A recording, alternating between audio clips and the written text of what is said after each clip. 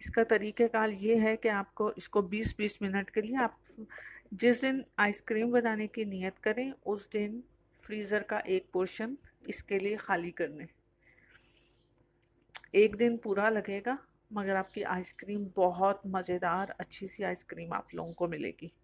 तो हमारे ये जो ब्लेंडर्स होते हैं ये भी इतने प्रोफेशनल तो नहीं होते। होम यूटेंसिल जो होते हैं वो इतनी ज़्यादा गर्म हो जाते हैं कि आपको फ़ौरन ही थोड़ी ही देर में मुश्किल से 5-6 minute at the most 10 minute आपको ये चलाता है ये, और फिर उसके बाद ये गर्म हो जाती है मशीनें। तो आप इनको भी ब्रेक देना पड़ता है। तो फिर ये उस टाइम के लिए इसको भी रख देते हैं और इसको भी फ्रीज़र में जो पोर्शन आपने जगह बनाई हुई है वहाँ पे रख दें। 20 मिनट बाद फिर निकालें। इस तरह से क्रंची क्रंची हुआ हुआ होगा। फिर आप इसको ब्लेंडर से ब्लेंड करें। फिर उसके बाद जब देखें कि मशीन गर्म हो रही है फिर आप इसको दोबारा रख दें और इसको फ्रीज़र में रख दें और फिर 20 मिनट बाद फिर निकालें। तो ये बहुत हद तक हो गई है।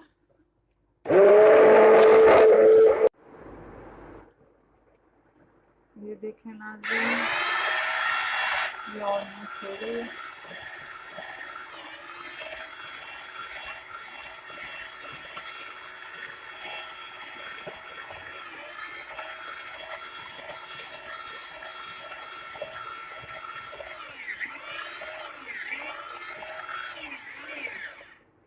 ये देखें,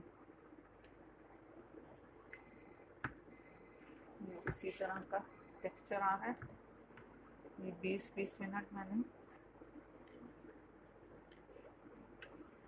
3 दफ़ा रखा है फ्रीज़र में और उसके बाद ये मैंने फाइनली ये भी मैं बता दूं कि इस वक्त भी ये नीचे बर्फ़ और ठंडा पानी है जो मैंने नीचे रखा हुआ है।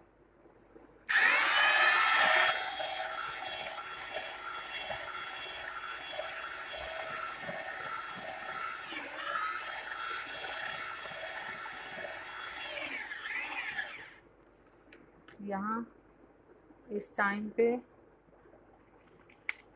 इसको उतार दूँ। यहाँ इस टाइम पे मैं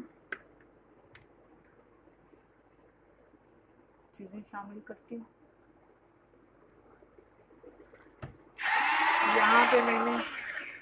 यहाँ पे मैंने half tea spoon vanilla powder डाल दिया है और मैं थोड़ा और बीट कर रही हूँ और उसके बाद हम बीटर हटा देंगे और बाकी चीज़ें स्पैचुला से मिक्स करेंगे।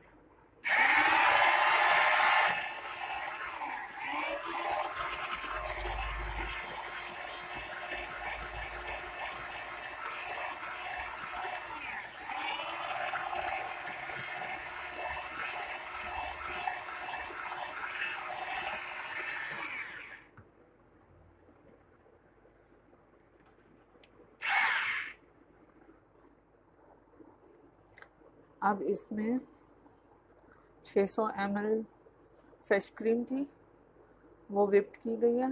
अब फिर इसमें मैंने half tea spoon vanilla essence डाला है और फिर मैंने बीट किया है और अब मैं ये कंडेंस मिल्क जो कि 14 ऑन्स का जो होता है टिन होता है ये पूरा इसमें शामिल कर रही हूँ।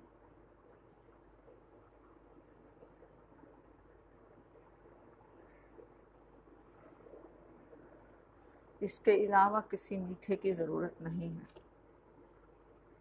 ये मीठा सफिशिएंट है। अब इसमें आपकी फ्लेवरिंग आपके ऊपर है।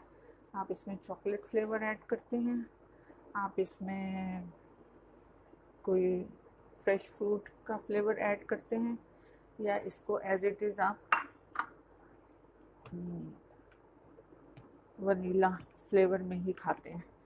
और इसमें मैं एक चीज़ और ऐड करूँगी कि किसी भी पैन में चीनी डालें और उसको आग पे रख दें। उसके बाद वो मेल्ट हो जाएगा, वहीं पे उसको छोड़ दें आग बंद करके। वो वहीं जम जाएगा, उसके ऊपर हल्की सी कोई चीज़ मार दें, वो क्रंच बन जाएगा और वो क्रंच इसमें ऐड करें। और इसमें मैं एक चीज़ और ऐड कर रही हूँ, नीडो पाउडर है आप कोई भी पाउडर आप यूज़ कर सकती हैं, 1 कप पाउडर ज़रूर यूज़ करें।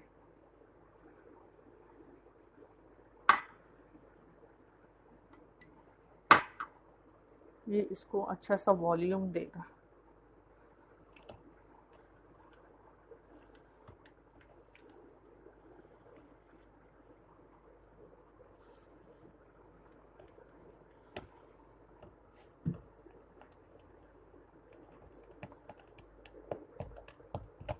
अच्छी सी इसकी मिक्सिंग हो जाए पाउडर की।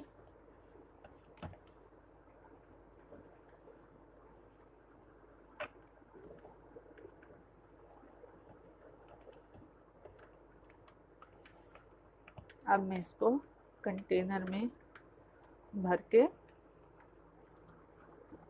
एक पतली सी प्लास्टिक की शीट ऊपर दूंगी और फिर ढकना दे दूंगी। वो शीट जो है वो इसको क्रिस्टलाइज करने से रोकेगी, तो ये अच्छी सी सॉफ्ट सॉफ्ट जम जाएगी।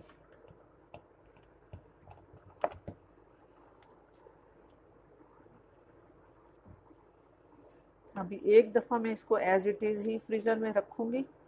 एक दफ़ा ये थोड़ी सी जम आएगी, फिर इसको मैं थोड़ा सा अच्छा सा मिक्स कर लूँगी इसी स्पैचुला से ही, और फिर इसमें मैं क्रंच ऐड करूँगी ठंडे ठंडे में, और फिर उसके बाद हम इसको ओवरनाइट रखेंगे। ओवरनाइट के बाद आप इसको खा सकते हैं। उम्मीद है आप लोगों को समझ आ गई होगी। जो छोटे थोड़े से टिप्स हैं जो अभी रह गए हैं क्रंच ऐड करने का, और इसको एक दफ़ा और रख के और फिर इसको कंटेनर में रख के और फिर इसके ऊपर हल्की सी प्लास्टिक की शीट दे के और फिर ढकना दे के ओवरनाइट रखेंगे। बस यही रहेगा। खुश रहें, पसंद आए तो ज़रूर बताएं, अपनी राय ज़रूर दिया करें, अच्छा लगता है, खुशी होती है। और सब्सक्राइब करें तो फिर मेरी आने वाली वीडियो आपको सबसे पहले मिलेगी। और खुश रहें, आबाद रहें। मैंने 1 कप चीनी का शीरा बना लिया है। ये मैंने 1 कप चीनी का शीरा बनाया, और अब इसको मैं एज इट इज़ छोड़ देती हूँ, और ये थोड़ी देर में जम जाएगा। तो मैं इसी के ऊपर लकड़ी की जो मोहली है वो मार के इसके क्रंच बना लूँगी। और जब तक फ्रीज़र में मेरी आइसक्रीम भी ठंडी हो रही है, तो उसमें भी हल्के से क्रिस्टल आ जाएंगे, वो मिक्स करूँगी और फिर ये क्रंच भी ऐड कर देती हूँ। अभी आपके सामने ही करूँगी इंशाल्लाह। देखिए अब ये बिल्कुल मेल्ट हुआ हो, और ये अभी थोड़ी देर में जमना शुरू हो जाएगा, फिर मैं इसको तोड़ के क्रंच बना लूँ।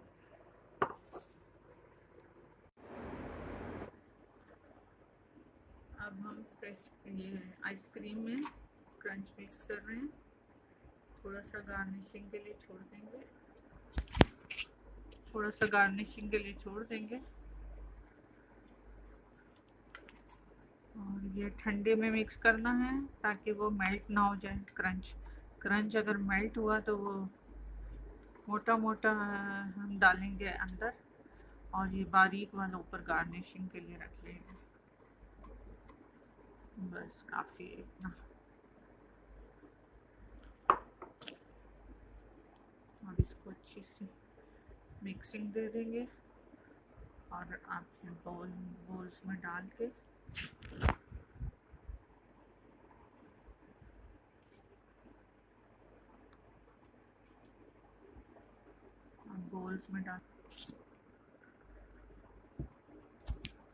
ये इस कंटेनर में डाल रहे हैं।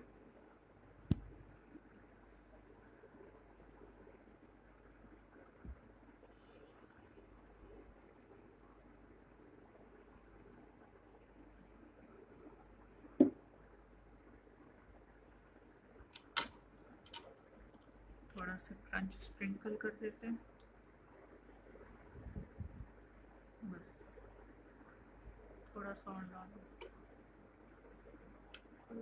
देते हैं, और ऊपर आप शीट देंगे प्लास्टिक की।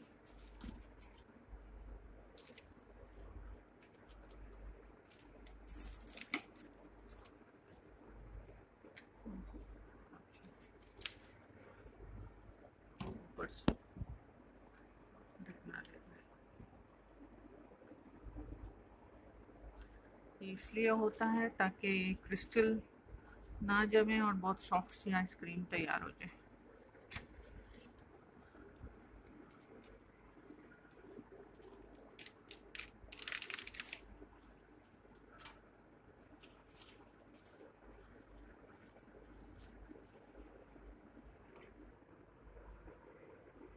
अब ये 2 डब्बे रेडी हो गए हैं और ये मैं इनको रखने के लिए जा रही हूँ फ्रीज़र में और ओवरनाइट रखूँगी और फिर आपको ये मैं निकाल के दिखाऊंगी कि किस तरह से स्कूप निकल रहे हैं। इंशाल्लाह आपको अल्लाह करे पसंद आए। सब्सक्राइब करें ताकि मेरी आने वाली वीडियो आपको सबसे पहले मिले। मैं पहले वाइंड अप कर चुकी थी, फिर मैंने सोचा कि आप लोगों को मैं ये सारी जो मैं बता रही हूँ ज़बानी में इसको आपको करके ही दिखा दूँ, तो फिर इसलिए मैंने दोबारा से ये वीडियो और भी बना दी ताकि आप लोगों को डीपली अंदाज़ा हो जाए कि ये किस तरीके से बनता है।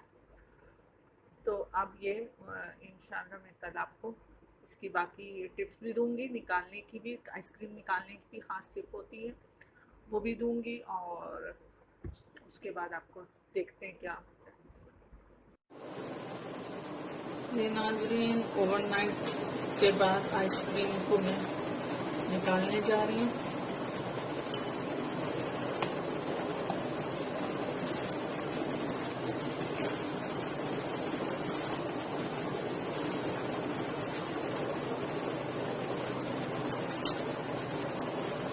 स्कूप को गर्म पानी में डिप करते हैं और फिर पतली पतली थिन निकालते हैं, ऊपर से पतली पतली थिन निकालते हैं और वो आहिस्ता आहिस्ता रोल होता जाता है।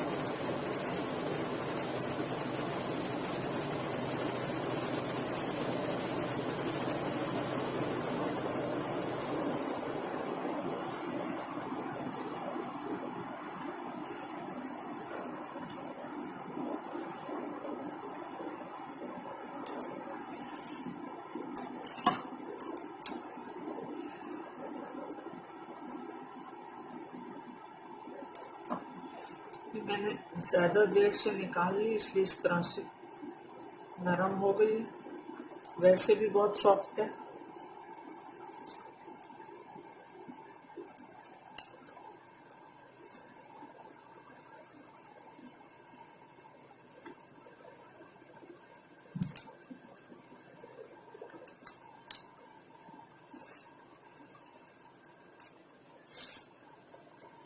गर्मी आज बहुत है।